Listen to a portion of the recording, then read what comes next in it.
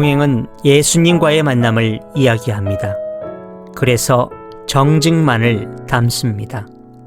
예수님을 전하는 사람을 보지 마시고 전할 수 있는 상황과 능력을 주신 예수님만을 바라봐 주시기를 간절히 소망합니다. 안녕하세요. 동행이라는 주제로 여러분을 찾아뵙는 DK입니다. 세 번째 시간인데요. 오늘은 주님의 그 일하시는 방법과 동행의 탄생 배경에 대해서 말씀드리도록 하겠습니다. 작년 여름이었습니다.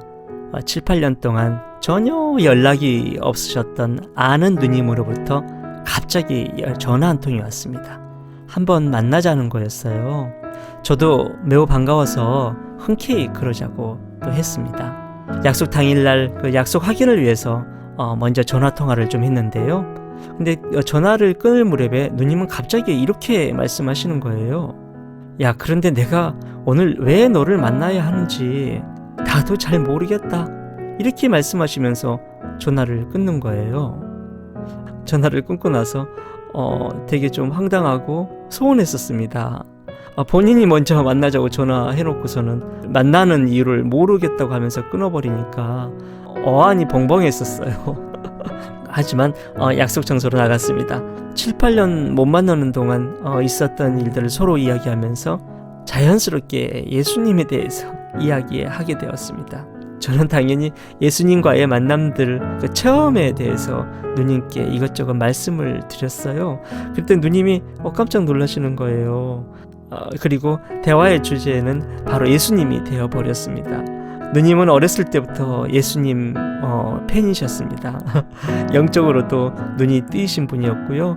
마음적으로도 역시 많이 열려있는 분이셨습니다. 수차례 저에게 예수님에 대해서 누님이 말씀하셨지만 저는 관심도 없었고 관심이 없다는 거는 제가 눈이나 마음이 예수님에 대해서 열리지 않은 거였거든요. 귀도 안 열리고요. 그래서 예수님께서 누님을 통해서 계속 기회를 주고 계셨는데 저는 그것을 기회라고 생각지도 못했고 그것을 잡을 생각도 없었던 거죠. 그런데 이제 제가 예수님을 만나게 되고 예수님과의 체험을 누님 앞에 이렇게 말씀을 드리니까 누님이 너무 기뻐하시면서 계속 저한테 집중하시고 들으셨었습니다.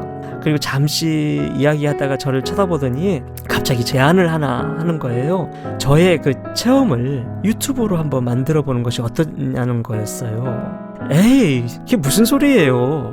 무슨 유튜브 제작, 말도 안 돼.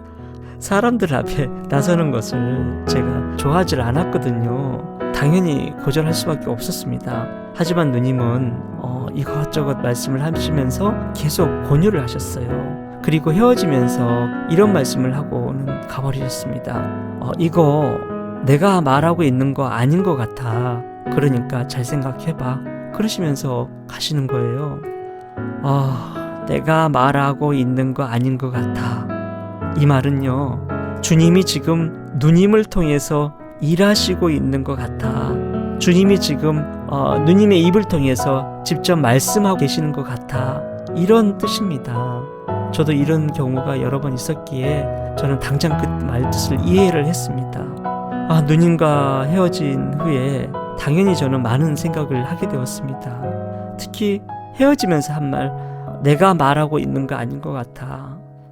이 말이 계속 머릿속에서 맴돌았습니다. 전 이것이 과연 주님의 뜻인지 좀 알고 싶었습니다. 물론 제가 기도를 해서 답을 얻을 수도 있는데요. 아무래도 그 본인 문제일 경우 평정심을 잃어서 기도의 응답을 잘못 들을 수 있거나 아니면 기도의 응답을 못 듣거나 그럴 수가 있다고 저는 생각이 되어서 지인분 중에 한 분인 믿음 안에 계시는 자매님에게 도움을 한번 청해 보기로 했습니다. 자매님은요, 제가 예수 제자 훈련 학교에서 만나서 주님 공부를 같이 했던 분이신데요. 다른 교회 분이세요. 그 자매님에게 전화를 걸어서 전후 사정 이야기를 드린 다음에 기도 부탁을 좀 드렸습니다. 그런데 자매님이 뜻밖의 말씀을 하시는 거예요. 그래서 그랬군요. 저 어제 집사님을 꿈에서 뵀어요. 안 그래도 제가 왜 그런 꿈을 꾸었는지 곰곰이 생각하고 있는데 지금 집사님이 전화를 주신 거예요. 네? 무슨 꿈인데요?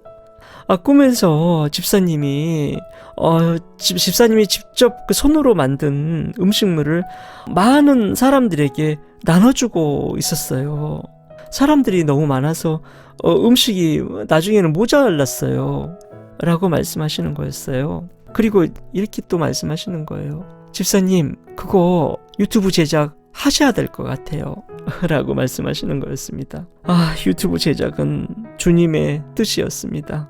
그 일에 있은 후에 며칠 후에 또다시 이 자매님으로부터 전화가 왔어요. 기도를 해보셨던 것 같아요. 그런 다음에 저에게 전해주시기를 집사님 그거 꼭 하셔야 될 것 같습니다. 그래서 제가 힘이 빠진 목소리로 네 알겠습니다 하고 또 전화를 끊었습니다. 그런데 또 이틀 후에 저랑 만났던 누님이 저에게 전화를 주셔서 야 너 그거 꼭 해야 된다 이렇게 또 말씀하시는 거예요. 이렇게 해서 제가 지금 오늘 이렇게 여러분에게 말씀드리고 있는 것입니다. 여기서 제가 예수 제자 훈련 학교에서 배운 주님의 뜻을 확인하는 방법에 대해서 말씀드리도록 하겠습니다. 한 가지 기도 제목을요 10명에게 주고 각자 기도를 한 다음에 주님의 주시는 마음을 나누는 시간이 있었습니다. 그 중에서 6, 7분은 똑같은 마음을 받으시는 거예요. 그게 바로 주님의 뜻입니다. 제가 해외로 단기 선교를 나갈 기회가 있었는데요. 그때에도 사소한 모든 일까지 이런 식으로 주님한테 기도를 해서 응답을 받아서 일을 처리하곤 했습니다. 결코 내 생각 아니면 팀의 생각, 팀 리더의 생각 아니면 사람들의 생각에 의존치 않고 철저하게 기도 응답을 받아서 그 중에서 가장 많이 나온 응답의 내용으로 저희는 모든 일을 결정을 했습니다. 이게 바로 주님의 뜻입니다. 믿음의 형제 자매에게는 이렇듯 기도가 매우 중요합니다. 믿음이 있으면 순종하게 되고요. 순종하게 되면 제 삶에는 저의 뜻은 점점 없어지고 주님의 뜻만 남게 됩니다. 저희 스스로는 당장 내일 일도 모르잖아요. 하지만 주님께서는 제가 육체를 버릴 때까지, 죽을 때까지죠.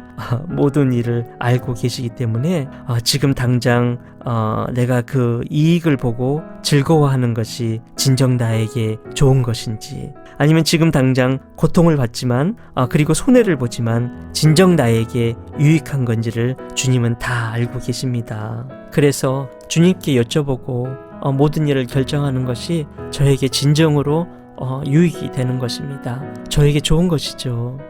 이렇듯 주님은 서로 전혀 모르는 자매님 두 분에게 그분의 뜻을 마음으로 주셔서 저의 소명을 제가 할 일을 알려주셨습니다.